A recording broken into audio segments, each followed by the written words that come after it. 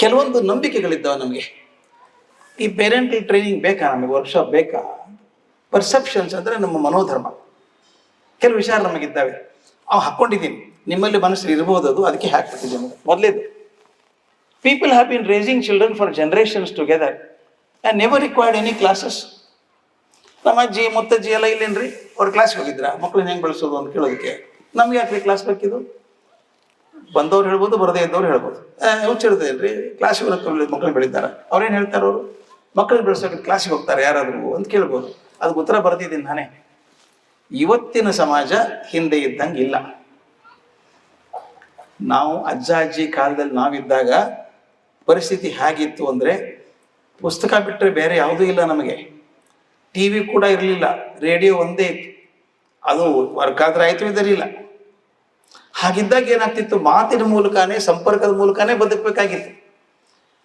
ಮತ್ತು ಇನ್ನೊಂದು ಬಹಳ ಮುಖ್ಯ ಆಗಿತ್ತು ಸ್ನೇಹಿತರೆ, ಗಮನಿಸಬೇಕಾದದ್ದು, ಜೀವನದಲ್ಲಿ ಪದರಗಳು ಜಾಸ್ತಿ ಇರಲಿಲ್ಲ, ಎಲ್ಲರೂ ಒಂದೇ ಥರನೇ ಇದ್ವಿ. ಯಾರು ವಿಶೇಷ ಭಾಳ ಶ್ರೀಮಂತರು ಅಂದ್ರೆ ಏನಿರಲಿಲ್ಲ, ಒಂದೇ ಥರ ಇದ್ರು, ಅವರೆಲ್ಲ ಭಾಳ ಡಿಫ್ರೆನ್ಸ್ ಇರಲಿಲ್ಲ. ನಾನು ನೆನಪಿದೆ, ನಮ್ಮ ಊರಲ್ಲಿ ಹಳ್ಳಿಯಲ್ಲಿ ದೇಶಪಾಂಡೆ ಅಂತ ಫ್ಯಾಮಿಲಿ ಅದು, ಜಮೀನ್ದಾರ್. ಆಗಿನ ಚೀಫ್ ಮಿನಿಸ್ಟರ್ ಆಗಿದ್ದಂಥ SR ಕಂಠಿ ಅವರು, ನನ್ನ ಮಗು ನೆನಪಿದೆ ನಾನು ಚೆನ್ನಾಗಿ, ನಮ್ಮ ಮನೆಗೆ ಬಂದಿದ್ರು. ಅಲ್ಲಿ ಹೋಟೆಲ್ ಅಂತ ಇರಲಿಲ್ಲ ಮೊದಲು, ಯಾವುದು ಯಾರು ಬಂದರೂ ಒಬ್ರು ಮನೆಗೆ ಹೋಗಬೇಕು.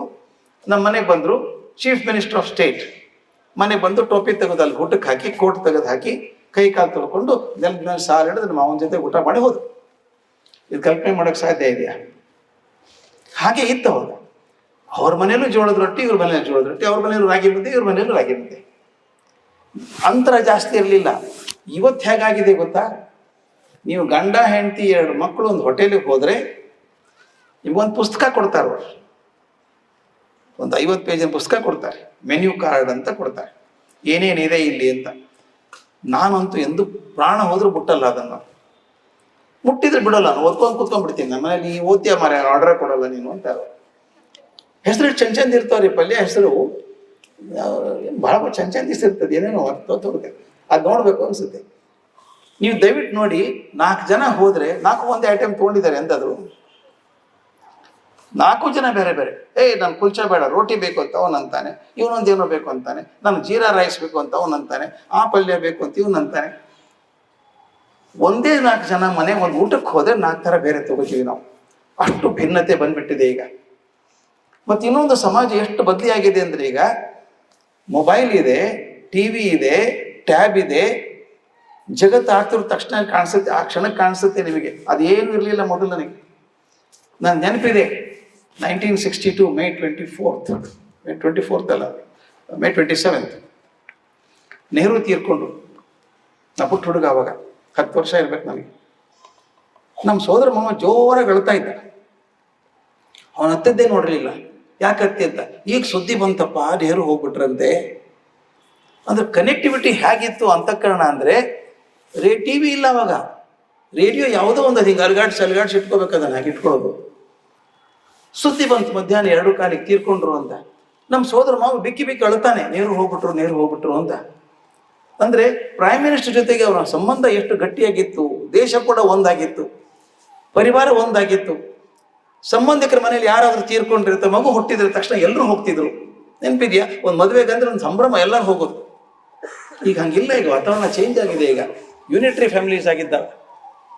ಈಗ ಟೆಕ್ನಾಲಜಿ ಬೇರೆ ಬಂದ್ಬಿಟ್ಟು ನಮ್ಮ ಟ್ರೆಡಿಷ್ನಲ್ ಸ್ಟ್ರಕ್ಚರ್ಸ್ ಇದೆ. ಈಗ ನಿಮ್ಮಲ್ಲಿ ನಾನು ದಯವಿಟ್ಟು ವಿನಂತಿ ಮಾಡ್ತೀನಿ, ಪ್ರಾಮಾಣಿಕವಾಗಿ ವಿಚಾರ ಮಾಡಿ. ನಿಮ್ಮ ಮನೇಲಿ ಹಬ್ಬ ಬಂದಾಗ, ದೀಪಾವಳಿ ಬಂತು ಅಥವಾ ಯಾವುದೋ ಒಂದು ದೊಡ್ಡ ಹಬ್ಬ, ದಸರಾ ಬಂತು ಹಬ್ಬ, ನಿಮ್ಮ ಮನೇಲಿ ಅತ್ಯಂತ ಚುರುಕಾಗಿ ಕೆಲಸ ಮಾಡೋರು ಯಾರು ಹೇಳಿ? ನಿಮ್ಮಲ್ಲಿ ಹಿರಿಯರು ವಯಸ್ಸಾದವರು ಜಾಸ್ತಿ ಓಡಾಡ್ತಾರೆ. ಅಜ್ಜಿ ಅತ್ತೆ ಅವರೇ ಓಡಾಡೋದು ಜಾಸ್ತಿ. ಅಥವಾ ನೀವೇ ಹಿರಿಯರಾದ್ರೆ ನೀವೇ ಓಡಾಡಬೇಕು. ಮಕ್ಕಳು ಬಿಡಮ್ಮ, ಹಬ್ಬ ಸೂಟಿ ಇದೆ, ರಜೆ ಇದೆ, ಮಲ್ಕೋತೀನಿ ಬಿಡು 9 ತನಕ ಇಲ್ವಾ? ನಮಗೆ ನೆನಪಿದೆ, ಸಣ್ಣಂದಿರ್ತಾ ಹಬ್ಬ ಅಂದ್ರೆ 3 ದಿವಸ ಮೊದಲೇ ತಯಾರಾಗಿ ಕೊಡ್ಬೇಕು ನಾವು, ಹಬ್ಬ ಇದೆ ಅಂತ. ಈಗ ಹಬ್ಬದ ವೈಭವ ಯಾರಿಗೂ ಇಲ್ಲ. ಈಗ ಎಷ್ಟರ ಮಟ್ಟಿಗೆ ಬಂದಿದ್ರೆ ಹಬ್ಬ ಅಲ್ವಾ, ಮನೆಯಲ್ಲಿ ಯಾಕೆ ಅಡುಗೆ ಮಾಡ್ತಿ, ಸ್ವಿಗ್ಗಿಗೆ ಹೇಳ್ಕೊಂಡು ನಾವು ಬಂದ್ಬಿಡ್ತೀವಿ. ತಪ್ಪಂತ ಹೇಳ್ತಾ ಇಲ್ಲ ನಾನು, ಯಾವುದು ತಪ್ಪು ಸರಿ ಅಂತ ಹೇಳ್ತಾ ಇಲ್ಲ, ಕಾಲ ಬದಲಾದಂತ ಹೇಳ್ತಾ ಇದ್ದೀನಿ. ಹೀಗಾದಾಗ ಮಕ್ಕಳಿಗೆ ಏನನ್ಸುತ್ತೆ, amma is not the only provider in the house, there are multiple providers. Choice ಇದೆ ನಿಮಗೆ, ಯಾವ ಹೋಟೆಲ್ ಬೇಕು ಹೇಳು, ಇಲ್ಲಿ ಕೂತಲ್ಲಿ ಆರ್ಡರ್ ಮಾಡ್ತೀನಿ ನಾನು. ಮೊದಲು ಅಮ್ಮನ ಬಿಟ್ಟರೆ ಗತಿ ಇಲ್ಲ ನನಗೆ.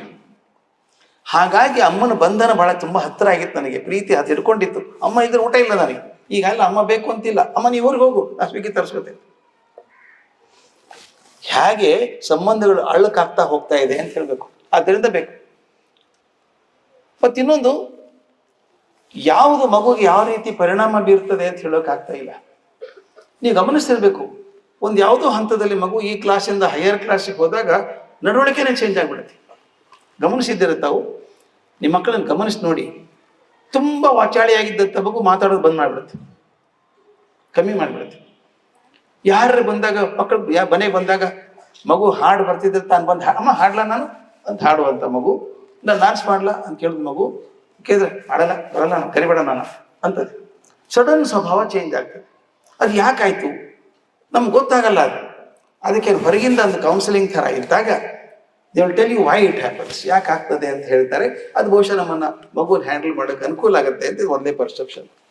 ಎರಡನೇ ಪರ್ಸೆಪ್ಷನ್ ಬಹಳ ಚೆನ್ನಾಗಿದೆ. ನಮ್ಮ ಮಗು ಅವನ್ಯಾರು ಹೇಳೋದಕ್ಕೆ ಹೆಂಗೆ ಬೆಳೆಸ್ಬೇಕು ಅಂತ ಅಲ್ವಾ.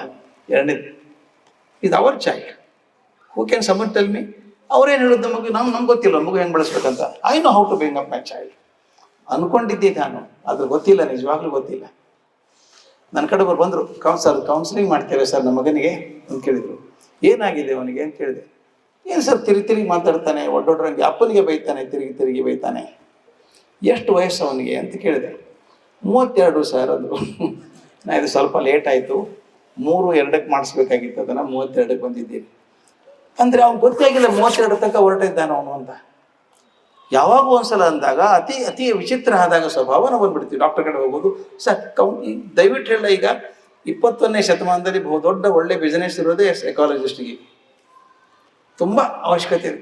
ದೊಡ್ಡವರು ಸಣ್ಣವರು ಎಲ್ಲರೂ ಹಾಗೇನೆ ಟೆನ್ಷನಲ್ಲಿದ್ದೀವಿ. ಆಗ ಮಗುನ ಬೆಳೆಸೋದು ಹೇಗೆ ನಮಗೆಲ್ಲ ಗೊತ್ತಿದೆ ಅಂತ ಅನ್ಕೋತೀವಲ್ಲ, ಗೊತ್ತಿಲ್ಲ, ನಿಜವಾಗ್ಲೂ ಗೊತ್ತಿಲ್ಲ. ಬೇರೆ ಬೇರೆ ದಾರಿಗಳಿದ್ದಾವೆ ಮಗುನ ಹ್ಯಾಂಡಲ್ ಮಾಡೋದಕ್ಕೆ. ನಾವು ಒಂದೇ ರೀತಿ, ನೀವು ಹ್ಯಾಂಡಲ್ ಮಾಡೋದು ಯಾವ ರೀತಿ ಹೇಳಿ ಮಗುನ? ನಿಮ್ಮ ಅಪ್ಪ ಅಮ್ಮ ಹೇಗೆ ಮಾಡಿದ್ರು ಹಾಗೆ ನೀವು ಮಕ್ಕಳಿಗೆ ಮಾಡ್ತೀರಿ. ಈ ನೀವು ಮಾತಾಡೋ ರೀತಿ ನೋಡಿ, ಮನೆಯಲ್ಲಿ ಅಪ್ಪ ಅಮ್ಮ ಮಾತಾಡಿದ್ದೆ ಅಥವಾ ಮನೆಗೆ ಅಜ್ಜ ಅಜ್ಜಿ ಮಾತಾಡಿದ ರೀತಿನೇ ಹಂಗೆ ಮಾತಾಡ್ತೀವಿ ನಾವು. ಯಾಕಂದರೆ ಅದೇ ಮಾಡೆಲ್ ನಮ್ಮ ಮುಂದಿರೋದು. ಇನ್ನು ಬೇರೆ ಮಾಡೆಲ್ಗಳಿದ್ದಾವೆ ಅಂತ ನಮಗೆ ಗೊತ್ತಿಲ್ಲ. ಹೀಗೆ ಸೆಷನ್ಸ್ ಹೋದಾಗ ಹೇಳ್ತಾರೆ, ಇದು ಹಾದಿ ಇದೆ, ಒಂದು ಹಾದಿ ಇದೆ, ಇನ್ನೊಂದು ಹಾದಿ ಇದೆ, ಬೇರೆ ಹಾದಿ ಇದೆ ಅಂತ ಹೇಳ್ತಾರೆ. ಅದರಿಂದ ಅದು ಮಾಡ್ಕೋಬೇಕು. ಮುಂದೆ ಮುಖ್ಯ ಅಂದರೆ ಸಮ್ ಐಡಿಯಾ ಕೊಡ್ತಾರೆ. ವೈಯಕ್ತಿಕವಾಗಿ ಸಮಸ್ಯೆ ಇರ್ತದೆ, ಯಾವುದೋ ಒಂದು ಮಗುದು ಹೀಗಿದೆ ಅಂದಾಗ ಇದು ಹೀಗೆ ಮಾಡ್ಬೋದು. ಯಾಕಂದರೆ ನೀವು ಡಾಕ್ಟರ್ ಕಡೆ ಹೋಗಲ್ವಾ, ನೀವು ಡಾಕ್ಟರ್ ಕಡೆಯಿಂದ ನಾನು ಈಗ ಅಲೋಪತಿ ಡಾಕ್ಟರ್ ಹೇಳ್ತಾ ಇಲ್ಲ, ನೀವು ಇದು ಹೋಗ್ತೀವಲ್ಲ, ನೇಚರ್ ಕ್ಯೂರ್ಗೆ ಹೋಗ್ತೀರಿ. ನೇಚರ್ ಕ್ಯೂರ್ಗೆ ಹೋದಾಗ ಇಲ್ಲಿ ತುಂಬ ಬೆನ್ನು ನೋಯಿಸುತ್ತೆ ನನಗೆ ಅಂತ ಆ ಥರ ಇದನ್ನು ಮಾಡಿ ನೋಡಿ, ಇದನ್ನು ಮಾಡಿ, ಈ ಪ್ರಯೋಗ ಮಾಡಿ ಅಂತ ಹೇಳ್ತಾರೆ. ಯಾಕಂದ್ರೆ ಇಂಥ ಬೆನ್ನು 100 ಜನ ನೋಡಿದ್ದಾರೆ. ಅವ್ರು ಯಾವುದಾದ್ರೂ ಸರಿ ಅಂತ ಗೊತ್ತಿರುತ್ತೆ. ಹಾಗೆ ಕೌನ್ಸಿಲರ್ ಆದವರಿಗೆ ಯಾವ ರೀತಿ ಮಾಡಿದ್ರೆ ಮಗುನ ಸರಿ ಮಾಡ್ಬೋದು, ಯಾವ ತೊಂದರೆ ಇದ್ರೆ ಏನು ಮಾಡ್ಬೋದು ಅಂತ ಗೊತ್ತಿದೆ. ವೈದ್ಯನಿಗೆ ಹೇಗೆ ಯಾವ ರೋಗಕ್ಕೆ ಔಷಧ ಅಂತ ಗೊತ್ತಿದೆಯೋ, ಅದರಿಂದ ಗೊತ್ತಿರೋದ್ರಿಂದ ನಮ್ಮ ಮಗು ನನಗೆಲ್ಲ ಗೊತ್ತಿದೆ ಅಂತ ಅನ್ನೋದಕ್ಕಿಂತ ಮತ್ತೊಬ್ಬರ ಅಭಿಪ್ರಾಯ ಕೇಳೋದು ಭಾಷೆ ಅಂತ. ಇದು 3ನೇ ಪರ್ಸೆಪ್ಷನ್. ಅಯ್ಯೋ ಕಲಿಸ್ತಾರೇನ್ರಿ ಅಪ್ಪ ಅಮ್ಮ, ಹುಟ್ಟಿದ ಬಂದ್ಬಿಡುತ್ತೆ ಅಮ್ಮನಿಗೆ, ಎಲ್ಲ ಬಂದು ಗೊತ್ತಾಗ್ಬಿಡುತ್ತೆ. ಇಂಟ್ಯೂಟಿವ್ ಸ್ವಭಾವ ಗೊತ್ತಾಗಲ್ಲೇನ್ರಿ? ಆ ಹುಡುಗಿ ಮೊದಲನೇ ಸಲ ಅಮ್ಮ ಆದಾಗ ಯಾರಾದ್ರೂ ಪಾಠ ಕಲಿಸಿದ್ರ ತಾಯಿ ಆಗೋದು ಹೇಗೆ ಅಂತ ಗೊತ್ತಿತ್ತಲ್ಲ ಆಕೆಗೆ. ಮಗುನ ಬೆಳೆಸೋದು ಹೇಗೆ ಗೊತ್ತಿಲ್ವಾ? ಹಾಗೆ ನಮ್ಗೆ ಯಾರು ಕಲಿಸಿದ್ರು, ನಾವೇ ಕಲಿಬೇಕು ಅಂತಲ್ಲ. ಆದರೆ ಇಂಟ್ಯೂಟಿವ್ ಆಗೋದು ಆಗೋಲ್ಲ. ಈಗ ಬರೀ ನಮ್ಮ ತಿಳುವಳಿಕೆ ಗೊತ್ತಿದೆ ಅಂತ ನಡ್ಕೊಳ್ಳೋಕ್ಕಾಗಲ್ಲ. We have to think in a different way. Parenting ಕ್ಲಾಸಲ್ಲಿ ಏನಾಗುತ್ತೆ ಅಂದರೆ, ನೀವು ಮಾಡ್ತಿರುವಂತಹ ರೀತಿಗಳಲ್ಲಿ ಏನಾದರೂ ತಪ್ಪಿದೆಯಾ, ಈ ರೀತಿಗಳಲ್ಲಿ ಹೀಗೆ ಮಾಡ್ಬೋದಾ, ಹೀಗೆ ಮಾಡಿದ್ರೆ ಚೆನ್ನಾಗಿರುತ್ತಾ ಅಂತ. ನಾನು ಹೇಗೆ ನೀವು ಸಣ್ಣ ಸಾಮಾನು ತಗೋಕ್ರೆ 3 ಜನ ಕೇಳ್ಕೊಂಡು ಬರ್ತೀರಿ ನೀವು. ನಾನು ನೋಡಿದ್ದೀನಿ ಹುಡುಗಿನ, IT ಹುಡುಗರು ಭಾಳ ಸ್ಮಾರ್ಟ್ ಇದ್ದಾರೆ ಈಗ. ಇದರಲ್ಲಿ ಯಾವುದದು ಅಮೆಝಾನಲ್ಲಿ ಕೊಂಡ್ಕೋಬೇಕಾದ್ರೂ ಕೂಡ ನೋಡ್ತಾರೆ ಸ್ಟಾರ್ ರೇಟಿಂಗ್ ಎಷ್ಟಿದೆ, ಸ್ಟಾರ್ ರೇಟಿಂಗ್ ಚೆನ್ನಾಗಿದೆಯಾ, 5 ರೇಟಿಂಗ್ ಇದೆಯಾ, 4 ಇದೆಯಾ, 3 ಇದೆಯಾ. ಯಾಕೆ ನೋಡ್ತೀರಿ ನೀವು? ಅದರ್ ಆಪ್ಷನ್ಸ್ ಚೆನ್ನಾಗಿದೆಯಾ ಅಂತ ಸರ್ಟಿಫಿಕೇಶನ್ ತಗೋಬೇಕು. ಹಾಗೆ ನಾನು ಮಾಡುವಂಥ ರೀತಿ, ಮಗು ಬೆಳೆಸುವಂಥ ರೀತಿ, ಅಯ್ಯೋ ಗೊತ್ತಿದೆ ಬಿಡ್ರಿ, ಅವ್ರು ಮಾಡಿದಾಗ ಅಪ್ಪ ಮಾಡೋದು ಮಾಡ್ಕೊಂಡು ಬಂದಿದ್ದೀನಿ ಅಂದ್ರೆ ಆಗೋಲ್ಲ ಈಗ. ಅದಕ್ಕೋಸ್ಕರ ನನ್ನ ಮಗು ನಾನು ಬೆಳೆಸ್ತೀನಿ ಹೇಗೋ ಅಂತ ಅನ್ನೋದಕ್ಕಿಂತ ಹಾದಿ ಹೊಡ್ಕೊಳ್ಳೋದು ಒಳ್ಳೇದು, ಬೇರೆ ದಾರಿ. ಈ child is different. Nobody nose a better than the parents. ಪ್ರತಿಯೊಂದು ಮಗುನು ಬೇರೆ ಇಲ್ಲೇನ್ರಿ, ನಮಗೆ ಗೊತ್ತಪ್ಪ ಮಗುಗೆ ಏನು ಕೊಡಬೇಕು ಅಂತ, ಆಗ ಅಂದ್ಕೊಂಡಿದ್ದೀವಿ ನಾವು. ಆದರೆ ದಯವಿಟ್ಟು ತಿಳ್ಕೊಳ್ಳಿ, ಮಗು ಹೇಗೆ ಫಸ್ಟ್ ಟೈಮ್ ಇಟ್ ಗೆಟ್ಸ್ ಬರ್ತ್, ನೀವು ಕೂಡ ಮೊದಲನೇ ಸಲ ತಾಯಿ ಆಗಿದ್ದೀರಿ, ಮೊದಲನೇ ಸಲ ತಂದೆ ಆಗಿದ್ದೀರಿ.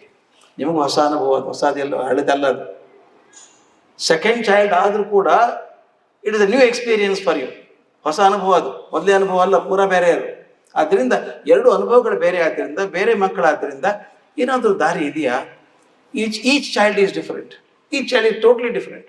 ಹಾಗಿದ್ದಾಗ ಅದಕ್ಕೆ ಮಾಡಿದ್ದಾನೆ ಇದಕ್ಕೆ ಮಾಡೋಕ್ಕಾಗಲ್ಲ. ನಾನು ಹೇಳ್ತೀನಿ, ಎಷ್ಟೋ ಕಡೆ ಗೆಳೆಯರು ಬಂದು ಹೇಳ್ತಾರೆ, ಸರ್ ಅವನು ಇದನ್ನಲ್ಲ ದೊಡ್ಡದು ಆದಮೇಲೆ 2 ವರ್ಷ ಅಂತರ ಆಯಿತು, ಅವನ ಶರ್ಟ್ ಇವನು ಕೊಟ್ಟರಾಯ್ತು, ಚೆನ್ನಾಗಿರೋ ಶರ್ಟು, ಹರಿದಿಲ್ಲ, ಗಟ್ಟಿ ಇದ್ದಾವೆ, ಅದಕ್ಕೇನು ಮಾಡೋದು, ಇವ್ನು ಹಾಕೋತಾನೆ, ಇವನು ನಾನು ಸೆಕೆಂಡ್ ಹ್ಯಾಂಡ್ ಏನೆಲ್ಲ ನನಗೆ, ಅವನಿಗೆಲ್ಲ ಫಸ್ಟ್ ಹ್ಯಾಂಡ್ ಅದನ್ನು ಸೆಕೆಂಡ್ ಹ್ಯಾಂಡ್ ಅದನಿಗೆ, ಹಾಗೆ ಪುರುಷರು ಆಗ್ಬಿಡುತ್ತೆ. ಹೊಸ ಶರ್ಟೇ ಇದು ಯೂಸ್ ಮಾಡಿಲ್ಲ, ಅದು ನೀವು ಹೇಳ್ಬೇಕಾದ್ರೆ ಹೆಂಗೆ ಹೇಳ್ಬೇಕು ಅದನ್ನು? ನಮ್ಮ ಮನೇಲಿ ಆದದ್ದು ಎಕ್ಸಾಂಪಲ್, ನಮ್ಮ ಮನೇಲಿ 2 ಮಕ್ಕಳು, ನನಗೂ ಹಾಗೆ. ಅವ್ನು ಹೇಳಿದೆ, ನೀ ದಡ್ಡ ಸಣ್ಣವನು ನೀನು, ಅವ್ನು ಬರೀ ಫಸ್ಟ್ ಹ್ಯಾಂಡ್ ಒಂದೇ ಸಿಗುತ್ತೆ, ನಿನಗೆ ಫಸ್ಟ್ ಹ್ಯಾಂಡ್ ಸೆಕೆಂಡ್ ಹ್ಯಾಂಡ್ ಎರಡೂ ಸಿಗುತ್ತೆ ನಿನಗೆ ಅಂತ. ಅದು ಹೇಳೋ ರೀತಿ ಬೇರೆ ಮಾಡ್ಬೇಕಷ್ಟೇ. ಆದ್ದರಿಂದ ಎಲ್ಲ ಮಕ್ಕಳು ಬೇರೆ ಆದ್ದರಿಂದ ಅವರು ಬೆಳೆಸುವಂಥ ರೀತಿ ಕೂಡ ಬೇರೆ ಆಗಬೇಕು. ಮೊದಲನೇ ಮಗು ಬೆಳೆಸೋಕ್ಕಾಗಲ್ಲ. ಅದರಿಂದ ಆ ರೀತಿಗಳ ಬಗ್ಗೆ ಚರ್ಚೆ ಮಾಡೋಕೆ ಕೂಡ ಸೆಷನ್ ಪ್ರಯೋಜನ ಆಗುತ್ತೆ ಅಂತ. ಒಂದು ಎಕ್ಸಾಂಪಲ್ ಬರೆದಿದ್ದೀನಿ ಅಲ್ಲಿ. ಹಳೆ ಕಾಲದಲ್ಲಿ ಮಕ್ಕಳನ್ನ ಹೊಡೆಯೋದು ಅಭ್ಯಾಸ ಇತ್ತಪ್ಪ, ಪಟ ಪಟ ಹೊಡೆಯೋದು. ಗಾದೆ ಮಾತು ಕೂಡ ಮಾಡಿಬಿಟ್ವಿ ನಾವು ಮರಾಠಿಯಲ್ಲಿ, ಚಡಿಯಾಯಿ ಚಾಮ್ ಚಾಮ್, ವಿದ್ಯಾಯಿ ಘಾಮ್ ಘಾಮ್ ಅಂತ ಹೊಡೆದ್ರೆ ಬರೋದು. ಇಂಗ್ಲೀಷಲ್ಲಿ ಕೂಡ spare the rod and spoil the child, ಕೋಲ್ ಬಿಟ್ಟರೆ ಮಗು ಹಾಳಾಗಿ ಹೋಗ್ತಾನೆ ಅಂತ ಒಂದು ಥಿಯರಿ ಅಲ್ಲ ಅದು. ಈ ಕೆಲವು ಕೇಳ್ಬೇಕು ನೀವು, ಶಿಕ್ಷಕರು ವಯಸ್ಸಾದವ್ರು ಹೇಳಬೇಕು, ನಮ್ಮ ಮೇಷ್ಟ್ರು ಹಿಂಗೆ ಹೊಡಿತಿದ್ರು, ನನಗೆ ಹಿಂಗೆ ಇಟ್ಕೊಂಡು ಇಲ್ಲಿ ಹೊಡಿತಿದ್ರು ಅಂತ ಅಭಿಮಾನದಿಂದ ಹೇಳ್ಕೊತಾರೆ.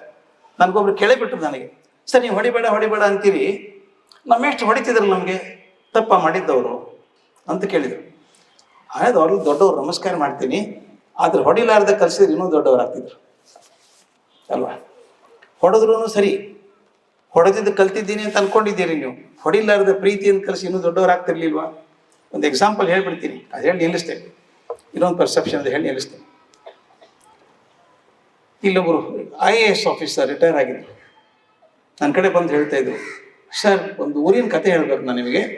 ಒಂದು ಹಳ್ಳಿ, ಅಲ್ಲಿ ಟೀಚರ್ ಇದ್ರು, ಅವ್ರು ಕೌನ್ಸಿಲಿಂಗ್ ಮಾಡೋರು ಮಕ್ಕಳಿಗೆಲ್ಲ ಹೇಗಿರಬೇಕು, ಅಪ್ಪಳ ನಮಸ್ಕಾರ ಮಾಡೋ, ತಂದೆ ತಾಯಿ ನಮಸ್ಕಾರ ಮಾಡೋ ಹೇಳ್ತಾ ಇದ್ರು. ಈ ಒಬ್ಬ ಹುಡುಗ ಕ್ಲಾಸಿಗೆ ಬರ್ತಿರ್ಲಿಲ್ಲ.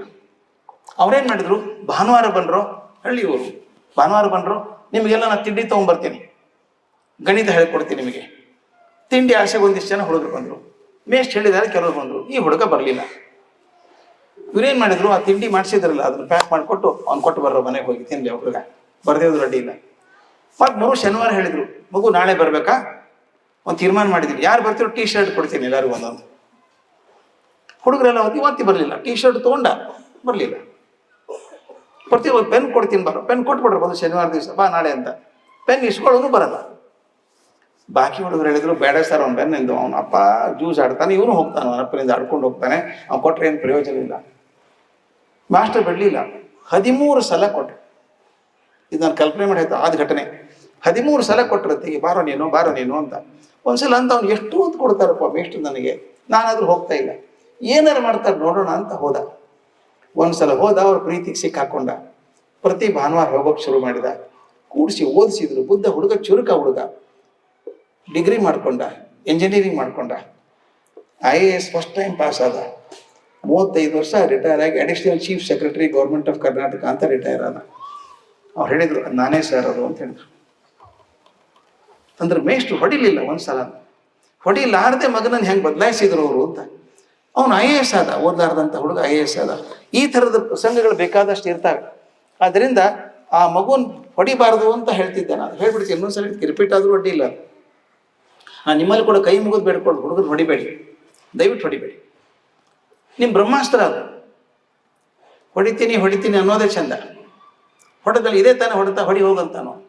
ಒಂದ್ಸಲ ನಿಮ್ಮ ಬ್ರಹ್ಮಾಸ್ತ್ರ ಹೋಗ್ಬಿಟ್ರೆ ಮುಂದೆ ಏನಿಲ್ಲ, ನಿಮ್ಮ ಕಡೆ ಏನೂ ಇಲ್ಲ, ಹೆದರಿಕೆನೇ ಇಲ್ಲ ಅವ್ನಿಗೆ. ಯಾವುದು ಹೊಡಿಯೋದು ಬೇಕಾಗಿಲ್ಲ. ನಾವು ಯಾಕೆ ಹೊಡಿತೀವಿ ಹೇಳಿ? ಆ ಮನಸ್ಸಲ್ಲಿ ಹೆಂಗೆ ಹಿಡ್ಕೋಬೇಕು ಅಂತ ಗೊತ್ತಿಲ್ಲ ನನಗೆ. ಮನಸ್ಸಿಗೆ ಹೊಡಿಯೋಕೆ ಬರಲ್ಲ, ಅದಕ್ಕೆ ದೇಹಕ್ಕೆ ಹೊಡಿತೀನಿ ನಾನು. ಅದಕ್ಕೆ ಒಂದು ಭಾಳ ಚಂದ ಎಕ್ಸಾಂಪಲ್ ವಿವೇಕಾನಂದರು ಹೇಳ್ತಾರೆ. ಕುದುರೆ ಬಂಡಿಯಲ್ಲಿ ಹೋಗ್ತಾ ಇದ್ದೀರಿ ನೀವು. ಈ ಸಾಕಷ್ಟು ಸಲ ಹೇಳಿದ್ದೆ ನಾನು ಇದನ್ನು. ಕುದುರೆ ಬಂಡಿಯಲ್ಲಿ ಹೋಗ್ತಾ ಇದ್ದೀರಿ. 2 ಭಾಗ ಇದೆ ಕುದುರೆ ಬಂಡಿ ಒಳಗೆ. ಕುದುರೆ ಒಂದು ಬಂಡಿ ಒಂದು. ನೀವು ಬೇಗ ಹೋಗ್ಬೇಕಂದ್ರೆ ಯಾರಿಗೆ ಹೊಡಿತೀರಿ? ಕುದುರೆ ಹೊಡಿಬೇಕು ತಾನೆ, ಬಂಡಿ ಹೊಡೆದ್ರೆ ಏನು ಪ್ರಯೋಜನ? ಅದೇ ರೀತಿ ಮಗು ಮೊಂಡುತನ ಮಾಡಿ ಓದಲ್ಲ ಅಂತ ಕೂತಿದೆ. ಮಗುನೊಳಗೂ ಎರಡು ಭಾಗ ಇದೆ, ಒಂದು ಮನಸ್ಸು, ಒಂದು ದೇಹ. ಓದಲ್ಲ ಅನ್ನೋದು ಯಾವುದು? ಮನಸ್ಸು. ದೇಹಕ್ಕೆ ಯಾಕೆ ಹೊಡಿತೀರಿ ನೀವು? ಬಂಡಿ ಹೊಡೆದಂಗೆ ಅಲ್ವಾ ಅದು. ಯಾಕೆ ಹೊಡಿತೀವಿ ಅಂದ್ರೆ ನಮ್ಗೆ ಮನಸ್ಸಿಗೆ ಹೊಡೆಯೋದು ಗೊತ್ತಿಲ್ಲ ನಮಗೆ. ಆ ಟೆಕ್ನಿಕ್ ನಾ ಹೇಳ್ಕೊಡ್ಬೇಕು ನಿಮಗೆ. ಮನಸ್ಸಿಗೆ ಹೇಗೆ ಹೊಡೆಯೋದು, ಬುದ್ಧಿ ಹೊಡಿಬೇಕು, ದೇಹಕ್ಕೆ ಹೊಡಿಬೇಕಾಗಿಲ್ಲ. ಮನಸ್ಸನ್ನು ಹೇಗೆ ಗೆಲ್ಲಬೇಕು ಅಂತ ಹೇಳ್ಕೊಡ್ಬೇಕು. ಅದನ್ನು ಅದು ಭಾಳ ಮುಖ್ಯ. ಈ ಕಡೆದಂತೂ ಬಹಳ ಚೆನ್ನಾಗಿದೆ, ಅದೊಂದು ಹೇಳಿ ನಿಲ್ಲಿಸ್ಬಿಡ್ತೀನಿ, ದೆನ್ ವಿ ಡಿಸ್ಕಸ್. ಇದೊಂದು ಬಹಳ ಕೆಲಸ ಇದೆ. ನೀವು ಪೇರೆಂಟಿಂಗ್ ಕೌನ್ಸಿಲಿಂಗ್ ಹೋಗಿದ್ರಾ? ಅದು ಹುಚ್ಚಾಸ್ಪತ್ರೆಗೆ ಹೋದಂಗೆ ಅನ್ಕೊಂಡ್ಬಿಡ್ತಾರೆ. ತಿಳ್ಕೊಳ್ಳೋದು ಹೇಗೆ ಗೊತ್ತಾ? ಕೌನ್ಸಿಲಿಂಗ್ ಹೋಗಿದ್ರಾ? ನೀವು ಮಾಡಕ್ಕೆ ಬರೋ ಮಕ್ಕಳು ಬೆಳೆಸೋಕೆ ಬರೋಲ್ಲ ನಿಮಗೆ, ಅದಕ್ಕೆ ಹೋಗಿದ್ರಿ ಅನ್ಸುತ್ತೆ ಪಾಪ. ಕೆಲವರು ಮುಜುಗರ ಪಡ್ಕೋತಾರೆ, ಕೌನ್ಸಿಲಿಂಗ್ ಹೋದ್ರೆ ಬಹುಶಃ ನಾನು ಸರಿಯಾಗಿ ಅಮ್ಮ ಇಲ್ಲೇನೋ, ಸರಿಯಾಗಿ ಅಪ್ಪ ಆಗಲಿಲ್ಲೇನೋ ಅಂತ. ಹಂಗೇನಲ್ಲ, ಹಂಗೇನಲ್ಲ. ನೆಗಟಿವ್ ಬಂದು ಡಾಕ್ಟರ್ ಕಡೆ ಹೋಗಲ್ವಾ ನೀವು? ಹೋಗ್ತೀರಲ್ಲ. ಒಂದು ಪ್ಲ್ಯಾನ್ ಮಾಡ್ಬೇಕಾದ್ರೆ ಇಂಜಿನಿಯರ್ ಕಡೆ ಹೋಗ್ತೀರಿ, ಟೇಬಲ್ ಬೇಕಾದ್ರೆ ಕಾರ್ಪೆಂಟರ್ ಕಡೆ ಹೋಗ್ತೀರಿ ಅಲ್ವಾ? ಹಾಗೆ ಇದು ಕೂಡ ಒಂದು ಸಹಾಯ ಪಡ್ಕೊಳ್ಳುವಂಥದ್ದು. ನಮಗೆಲ್ಲ ಗೊತ್ತಿಲ್ಲ ಅಂತಲ್ಲ, ಅಥವಾ ಎಲ್ಲ ಗೊತ್ತಿದೆ ಅಂತೂ ಅಲ್ಲ. ಬಹಳಷ್ಟು ವಿಷಯ ನಮ್ಗೆ ಗೊತ್ತಿರಲ್ಲ, ಆ್ಯಕ್ಚುಲಿ ಗೊತ್ತಿರಲ್ಲ. ಬಹಳಷ್ಟು ವಿಷಯಗಳನ್ನು ಓದಿದಾಗ ಬೇರೆ ಬೇರೆ ಪ್ರಪಂಚದಲ್ಲಿ ಹೇಗೆ ಮಾಡ್ತಿದ್ದಾರೆ, ಬೇರೆ ಜಗತ್ತಲ್ಲಿ ಹೇಗೆ ಮಾಡ್ತಾರೆ ಅದೆಲ್ಲ ತಿಳ್ಕೊಂಡಾಗ, ಅದರಿಂದ ಕೌನ್ಸಿಲಿಂಗ್ ಸೆಷನ್ಗೆ ಹೋದರೆ ಅದೊಂದು ವೀಕ್ನೆಸ್ ಆಗಲಿ ಇದಾಗಲಿ ಅಂತಲ್ಲ. ಅದರಿಂದ 5 ಪರ್ಸೆಪ್ಷನ್ ಸಾಮಾನ್ಯವಾಗಿದ್ದಾವೆ ನಮಗೆ. Is the learning journey. ಪಾಲಕತ್ವ ಕಲ್ಕೊಂಡು ಹೋಗುವಂಥದ್ದು. ಎಷ್ಟೋ ಸಲ ಹೇಳ್ತೀವಿ ಕೇಳಿ, ನಾವು ಮಕ್ಕಳಿಗೆ ಕಲಿಸ್ತೀವಿ ಅಂತ ಭ್ರಮೆಯಲ್ಲಿ ಇದ್ದೀವಿ ನಾವು. ಮಕ್ಕಳೇ ನಮಗೆ ಕಲಿಸ್ತಾರೆ ಹೇಗಿರಬೇಕು ಅಂತ, ಹೌದಲ್ಲ? ನೀವು ಆ್ಯಕ್ಚುಲಿ ಹೇಳಿ, ಆ ಹುಡುಗಿ ತಾಯಿ ಆದ ಮರುದಿವಸ, ಆ ಕ್ಷಣದಿಂದ ಆಕೆ ಜೀವನನ ಬದಲಿ ಆಗಲಿಲ್ವಾ? ಕಲ್ಪನೆ ಮಾಡ್ಕೊಳ್ಳಿ. ಆ ಹುಡುಗಿ ಹೊರಟಾಗಿದ್ಲು, ಮೊದಲು ಜೋರು ಇದೇ ಬೇಕು ನನಗೆ ಹಠ ಹಿಡಿತಿದ್ಲು, ಹೋಹೋ ಅಂತಿದ್ಲು. ಆದರೆ ಅಂತ ಹುಡುಗಿ ತಾಯಿ ಆದ ಕ್ಷಣದಿಂದ ಆಕೆ ಬದುಕು ಬರೀ ಮಗುವಿಗೋಸ್ಕರ ಆಯ್ತು. ಮಗು ಮಲ್ಕೊಂಡಾಗ ಆಕೆ ಮಲ್ಕೋಬೇಕು, ಮಗು ಎದ್ದಾಗ ಆಕೆ ಎತ್ಕೋಬೇಕು. ಆಕೆ whole schedule is revolving around the child's calendar ಅಲ್ಲ? ಹಾಗಾಗಿಲ್ವಾ? ಸ್ವಭಾವನೇ ಚೇಂಜ್ ಆಗಿ ಹೋಯ್ತು, ಬದಲೇ ಆಗೋಯ್ತು. ಆದರೆ ಇನ್ನೊಂದಿಷ್ಟು ತಿಳ್ಕೊಬೇಕಾದ ವಿಷಯವಾಗಿ ಅಂತ ಹೇಳಿ, ಅದರಿಂದ ಕೌನ್ಸಿಲಿಂಗ್ ಹೋಗೋದು, ಕೇಳ್ಕೊಂಬರೋದು, ಸೆಷನ್ ಮಾಡೋದು. ಅದಕ್ಕೆ ಮಾಡಿದೆ, ಮೊದಲು ಸೆಷನ್ ಮಾಡೋದೇನು ತಪ್ಪಲ್ಲ, ಮಾಡೋಣ, ಬೇರೆ ಬೇರೆ ಹಾದಿಗಳಿದ್ದಾವೆ ಅಂತ ಹೇಳೋಣ ಅಂತ.